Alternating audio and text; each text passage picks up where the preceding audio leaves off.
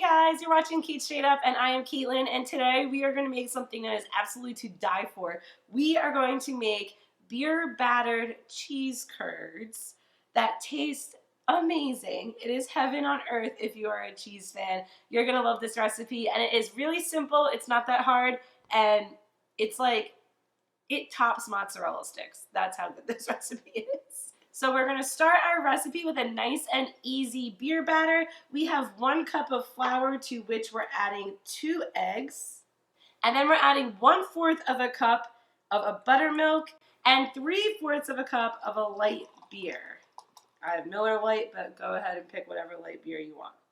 Right in. It's a good time now, while we're whisking our batter together, to get your oil heating up stovetop. So you're going to want your oil ideally at about 375 degrees, and you could use a vegetable oil or a canola oil or a corn oil. Any of that works, but any typical frying oil that you would use is perfect for this recipe. So your batter is going to actually look kind of like a pancake batter. That's what we're going for. So if your consistency looks weird, then, you know, I don't know, maybe you did something wrong or didn't measure right. So we're just going to whisk this until our batter is running smooth and all of our flour is picked up. And then we're going to add some really tasty spices that make this batter pop. We're going to do a tiny bit of sea salt, depending on what kind of salt you want. That's how much you would use. So I like to say salt to taste. And then we're going to do a paprika.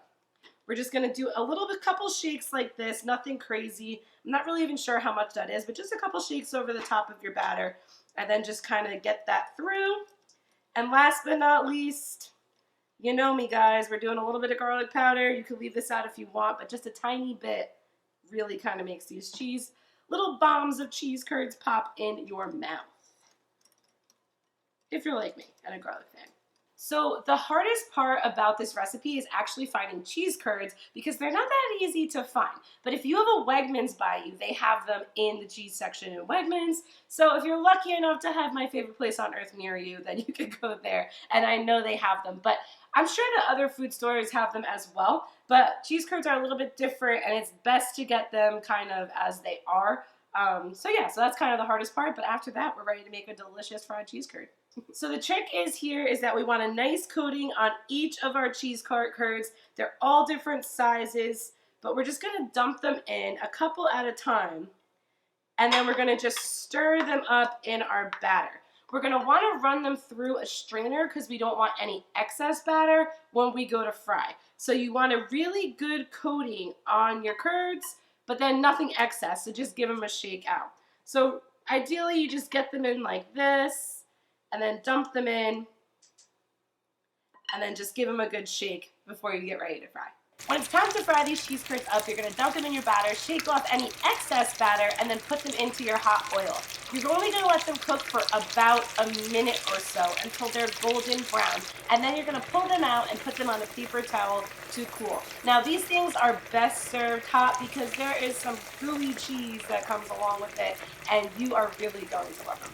And after that minute or so, you're going to want to put them on a paper towel to soak up some of that grease.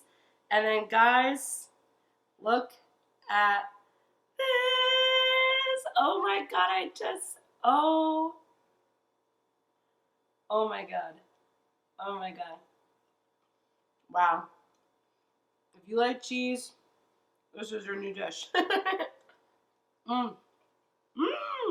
These cheese curds are delicious by themselves. They're great if you make a poutine. Cheese curds are a lot of times found on top of a poutine. So honestly, enjoy them however you want.